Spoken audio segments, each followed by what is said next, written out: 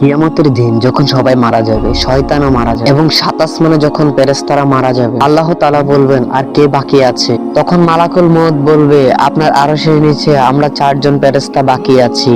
তখন আল্লাহ তাআলা হুকুম দিবেন জিবরাইল ও মিকাইলের রূহ কবজ করো। আল্লাহর আরশ তখন হুকুম দিবেন জিবরাইল ও মিকাইলকে বাঁচিয়ে রাখার জন্য। আল্লাহ তাআলা বলবেন আরশের নিচে সবার জন্য মৃত্যু। আর তখন জিবরাইল ও মিকাইলের মৃত্যু হবে। আল্লাহ তাআলা তখন জিজ্ঞেস করবে আর কে বাকি আছে। মালাকুল মউত বলবে আমি আর ইসরাফিল বাকি আছি। আল্লাহ তখন বলবে ইসরাফিলের জান কবজ করার জন্য। তখন ইসরাফিলের হাত থেকে সিংহা পড়ে যাবে আর আল্লাহর আরশের সাথে মিশে যাবে। এমনি ভাবে হযরত ইসরাফিলের মৃত্যু হবে। তখন আল্লাহ বলবেন আর কে বাকি আছে। তখন মালাকুল মউত আজরাইল আলাইহিস সালাম বলবে আর আমি বাকি আছি। তখন আল্লাহ বলবেন তুমিও আমার সৃষ্টি, তোমাকেও মরতে হবে, তোমার জান তুমি নিজেই কবজ করো। তখন আজরাইল আলাইহিস সালাম এমন এক চিৎকার দিয়ে নিজের জান কবজ করবে যে চিৎকার কিয়ামতের পরেও কেউ শুনবে না।